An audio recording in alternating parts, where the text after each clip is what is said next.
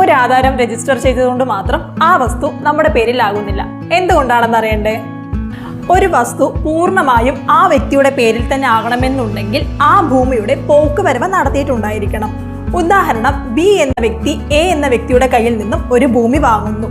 അതിനുശേഷം ബി എന്ന പുതിയ ഓണർ സർക്കാരിന് കരമടച്ച് രസീത് വാങ്ങുന്നതോടെ പോക്കുവരവ് പൂർണ്ണമാകുന്നു. കാലാകാലങ്ങളായിട്ട് നിങ്ങളുടെ കൈവശമുള്ള ഭൂമി ഒരു സുപ്രഭാതത്തിൽ സർക്കാരിലേക്ക് തിരിച്ചു കെട്ടേണ്ടി വരുമോ? ഒരു ഉദാഹരണ സഹിതം നമുക്ക് നോക്കാം. 1955 മുതൽ കുടുംബാംഗങ്ങൾ കൈവശം വയ്ക്കുകയും 1968 ലാൻഡ് ട്രൈബ്യൂണൽ വഴി നിയമപരമായി പട്ടയം ലഭിക്കുകയും ചെയ്ത ഭൂമി. എന്നാൽ പതിറ്റാണ്ടുകൾക്ക് ശേഷം ഈ ഭൂമി തോട്ടം ഭൂമിയാണെന്നും സർക്കാരിലേക്ക് ഏറ്റെടുക്കേണ്ടതാണെന്നും കാണിച്ച് നോട്ടീസ് അയച്ചതിനെതിരെ ആക്ഷൻ കൗൺസിൽ രൂപീകരിച്ച് പ്രദേശവാസികളും രാഷ്ട്രീയ സംഘടനകളും രംഗത്തെത്തി. ഈ പ്രശ്നം പ്രധാനമായും കേരള ഭൂപരിഷ്കരണ നിയമവുമായി ബന്ധപ്പെട്ടിരിക്കുന്നു. ഭൂപരിഷ്കരണ നിയമപ്രകാരം ഭൂപരിധിയിൽ നിന്ന് റബ്ബർ, കാപ്പി, തേയില തുടങ്ങിയ തോട്ടങ്ങൾക്ക് ഇളവ് നൽകിയിട്ടുണ്ട്. മുൻകാലങ്ങളിൽ തോട്ടമിളവ് ലഭിച്ച ഭൂമിയിന്മേൽ ലാൻഡ് ട്രൈബ്യൂണലിന് പട്ടയം നൽകാൻ അധികാരം ഉണ്ടായിരുന്നോ എന്നതാണ് പ്രധാന തർക്കം. ഇളവ് ലഭിച്ച തോട്ടം ഭൂമി കഷ്ണങ്ങളായി മുറിച്ച് വിൽക്കുകയോ അത് മറ്റാവശ്യങ്ങൾക്ക് ഉപയോഗിക്കുകയോ ചെയ്താൽ ഇളവ് നഷ്ടപ്പെടുകയും അത് മിച്ചഭൂമിയായി സർക്കാരിലേക്ക് ഏറ്റെടുക്കാൻ വ്യവസ്ഥയുണ്ട്. 1968 ലാൻഡ് ട്രൈബ്യൂണൽ നൽകിയ ഒരു ഉത്തരവോ പട്ടയമോ